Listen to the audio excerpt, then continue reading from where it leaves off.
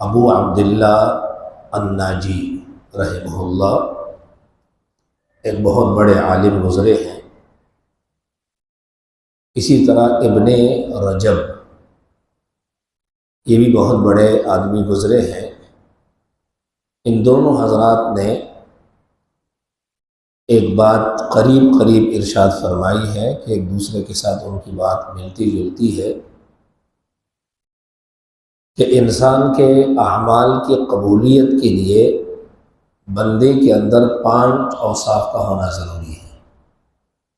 جو بندہ یہ چاہے کہ میرا عمل قبول ہو جائے، اللہ کے ہاں نماز قبول ہو جائے، روزہ قبول ہو جائے، صدقہ قبول ہو جائے، ایمان کامل ہو جائے، تو ان کے اندر 5 اوصاف کا اور 5 صفتوں کا آنا ضروری ہے۔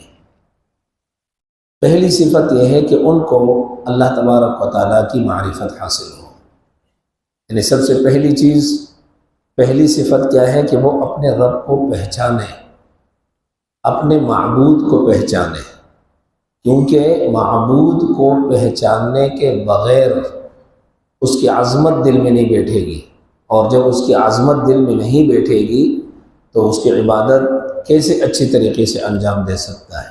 تو سب سے پہلے اپنے رب کو پہچاننا، رب کی معرفت کا حاصل ہونا ضروری ہے۔ رب کی معرفت کیا ہے؟ رب کی معرفت یہ ہے کہ سب سے پہلے آپ کا عقیدہ یہ ہو کہ میرا رب خالق ہے، میرا رب مالک ہے، میرا رب رازق ہے، وہ رزق دینے والا ہے، وہ عزت دینے والا ہے، وہ ذلت دینے والا ہے، وہ عظمتوں کے مالک ہے، وہ رفعتوں کے مالک ہے۔ اپنے رب کو پہچاننا سب سے پہلی صفت ہے۔ اس کے بعد آپ کا کوئی بھی عمل ہوگا قابل قبول ہوگا۔ دوسری صفت یہ ہے کہ ان کو حق کی معرفت حاصل ہو، یعنی ان کو حق کی پہچان ہو کہ حق کیا ہے۔ ایک آدمی اپنے رب کو تو پہچان رہا ہے اور رب کی معرفت ان کو حاصل ہے، لیکن ان کو حق کی معرفت نہیں۔ اب وہ حق اور ناحق میں فرق ہی نہیں کر سکتا کہ حق کیا ہے۔ تو حق کا پہچاننا ضروری ہے، اس لیے کہ جب آدمی حق کو پہچان لیتا ہے تو اس کو اپنانا آسان ہو جاتا ہے، ان پر اس کو عمل کرنا جو ہے وہ آسان ہو جاتا ہے۔ تو حق کا پہچاننا بھی ضروری ہے۔ اور تیسری چیز عمل کی قبولیت کے لیے کیا ہے؟ اخلاص العمل، یعنی اللہ تبارک و تعالیٰ کی رضا کے لیے عمل کرنا۔ کوئی بھی عمل کرے اس میں خالصتاً اللہ کی رضا مقصود ہو کہ میرا رب مجھ سے راضی ہو جائے، مخلوق راضی ہو یا ناراض ہو، لیکن رب کو راضی رکھنا ضروری ہے۔ اس طرح ایک حدیث کے اندر آتا ہے، جناب رسول اللہ صلی اللہ علیہ وسلم نے فرمایا کہ جب کوئی بندہ اللہ کو راضی کرنے والا عمل کرتا ہے کہ میرا رب مجھ سے راضی ہو جائے، اور مخلوق کی رضا کی پرواہ نہیں کرتا، یعنی ایک طرف یہ ہے کہ اگر آپ ایک عمل کرو گے تو رب کی ناراضگی کا باعث بنے گا، نہیں کرو گے تو رب راضی ہوگا، مخلوق ناراض ہو جائے گی، یعنی مخلوق اور خالق کے درمیان مقابلہ آ گیا۔ ایک عمل ایسا ہے کہ اگر آپ اس کو کرو گے تو رب راضی ہو جائے گا، مخلوق ناراض ہو جائے گی، اور اگر نہیں کرو گے تو مخلوق تو راضی ہو جائے گی، رب ناراض ہو جائے گا۔ اب یہ بندہ اللہ کی رضا کے لیے عمل کرتا ہے، اللہ کی رضا کو مد نظر رکھتا ہے، مخلوق کی رضا کو نہیں دیکھتا، تو نبی علیہ السلام نے فرمایا کہ اللہ بھی ان سے راضی ہو جاتے ہیں۔ اور اللہ کا کرنا ایسا ہوتا ہے کہ وقتی طور پر تو حق کڑوا ہوتا ہے، لیکن بعد میں اللہ یہ مخلوق بھی اس سے راضی کر دے گا۔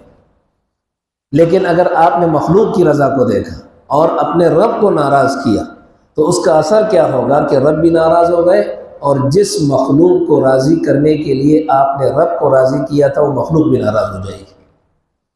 یہ حق کا، یعنی آپ حق کو پہچانیں، اور پھر یہ ہے کہ آپ کا عمل اللہ کی رضا کے لیے ہو۔ 2-3 چیزیں ہو گئی۔ چوتھی چیز کیا ہے کہ آپ کا وہ عمل نبی کریم صلی اللہ علیہ وسلم کی سنت کے مطابق ہو۔ آپ اللہ کو بھی پہچان رہے ہیں، آپ حق کو بھی پہچان رہے ہیں، آپ کے عمل کے اندر اخلاص بھی ہے، لیکن وہ عمل نبی کریم صلی اللہ علیہ وسلم کے طریقے اور سنت کے خلاف ہے تو بھی وہ عمل قابل قبول نہیں ہوگا۔ ہر عمل میں اتباع سنت سے ضروری ہے۔ انبیاء کو اللہ نے بھیجا ہے اس لیے لقد کان لکم فی رسول اللہ اسوۃ حسنہ، کہ نبی کی زندگی میں تمہارے لیے ایک نمونہ موجود ہے کہ تم کوئی بھی عمل کرو نبی کی طریقے کے مطابق کرو۔ وما آتاکم الرسول فخذوہ وما نہاکم عنہ فانتہوا، جو رسول دے، جو طریقہ بتائے اس کے مطابق عمل کرو، اس کو مضبوطی سے تھامو، جس سے منع کرے اس سے منع ہو جاؤ۔ تو اتباع سنت ضروری ہے کہ نبی علیہ السلام کی اتباع ہو، اس کام میں اللہ برکت عطا فرماتے ہیں۔ اور پانچویں چیز عمل کی قبولیت کے لیے کیا ہے؟ رزق کا حلال ہونا، کہ آپ کا رزق بھی حلال ہو۔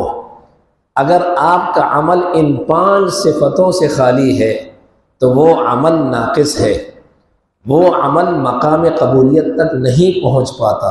پہلی چیز کیا ہے؟ رب کی معرفت۔ دوسری چیز کیا ہے؟ حق کی معرفت۔ تیسری چیز کیا ہے؟ اخلاص العمل للہ تعالی، کہ عمل خالص اللہ کی رضا کے لیے ہو۔ چوتھی صفت کیا ہے؟ اتباع سنت۔ اور پانچویں صفت کیا ہے؟ کہ آپ کی غذا حلال ہو، آپ کا کھانا حلال ہو، آپ کا پینا حلال ہو، آپ کا مال حلال ہو۔ مال کا حلال ہونا، اس کا اعمال کے اوپر بہت بڑا اثر ہوتا ہے۔